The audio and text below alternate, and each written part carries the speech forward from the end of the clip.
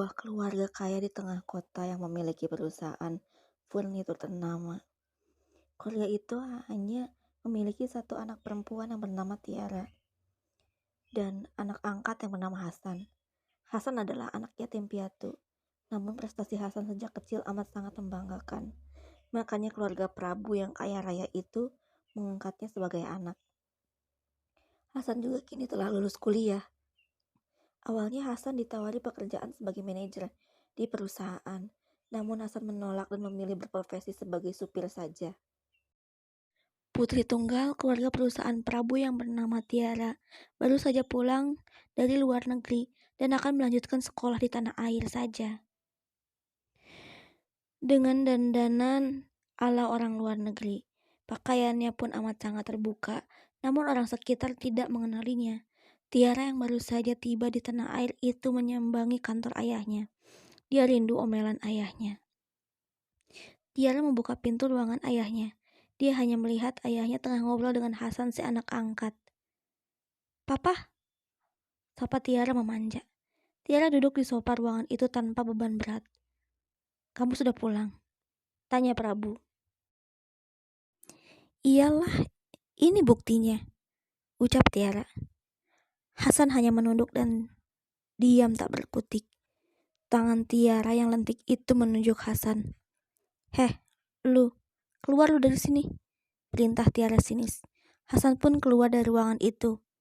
"Baik non," seru Hasan. "Kamu kenapa sih judes terus sama Hasan? Hasan itu kan masih anak papa juga," ucap Prabu yang kesal dengan ulah anaknya itu. "Si anak pungut itu bukan anak papa. Gara-gara dia, spot aku di mata papa sama sekali gak ada," ucap Tiara. "Kamu kenapa pulang? Kenapa gak cari kampus di sana saja? Kamu itu aneh. Lulus SMA bukan langsung kuliah, malah asik-asik main sama teman-teman bulemu itu," ucap Prabu.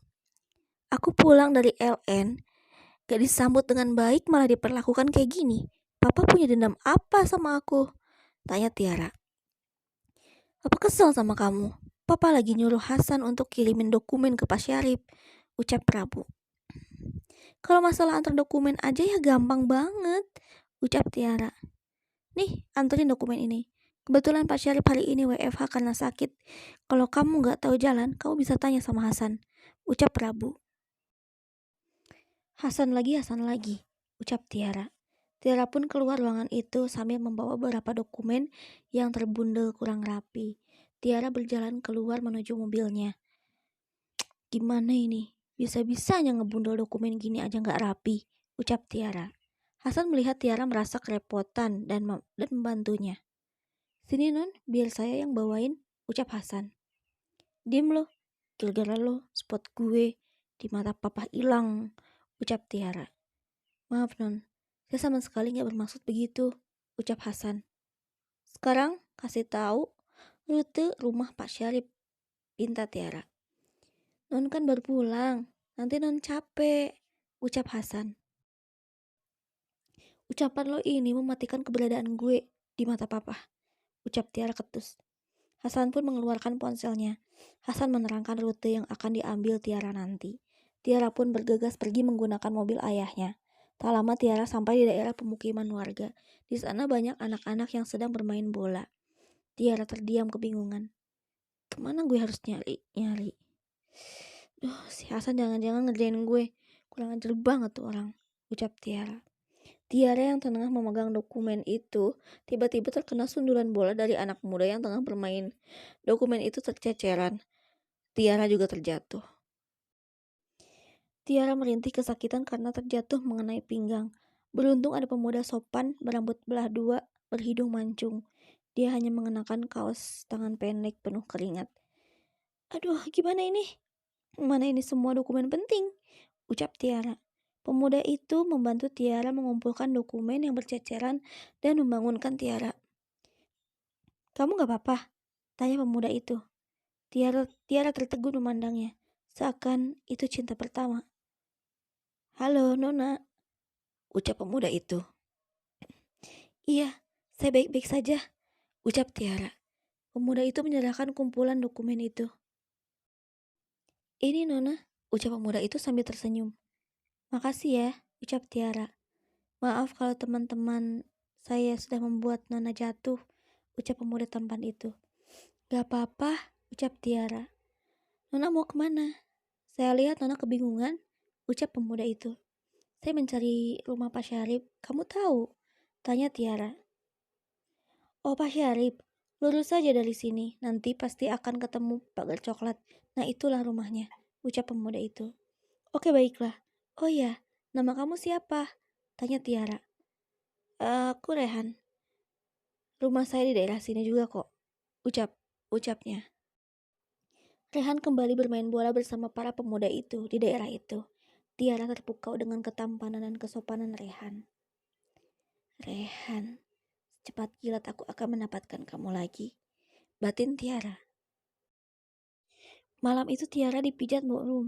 Pinggangnya kesakitan. Aduh Mbok pelan-pelan, ucap Tiara. Maaf Non, namanya juga pinggang yang lagi sakit. Kalau dipijit, ya pasti sakit Non, jawab Mbok Rum. Mbok aku mau nanya, ucap Tiara. Mau nanya apa Non? Tanya Mbok Rum. Kenapa Mbok Rum gak angkat aja si Hasan jadi anaknya Mbok? Ucap Tiara. Mbok sudah tua, suami Mbok sudah meninggal.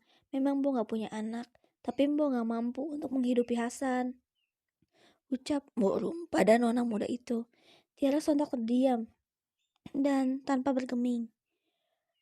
Non nanya hal itu buat apa? Tanya Mbok Rum. Gak apa-apa, soalnya selama ini dia selalu ada space di hati papa. Sedangkan aku anaknya malah tersingkirkan, ucap Tiara. Mungkin papanya Non kecewa sama Non karena di usia Non Tiara yang sekarang menginjak 21 tahun ini malah belum kuliah, sedangkan Hasan sudah lulus kuliah, ucap Mbok Rum.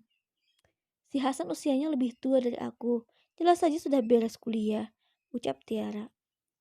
Tiara dipanggil oleh Rati ibunya untuk makan malam, sedangkan Hasan sedang asik menelpon pacarnya.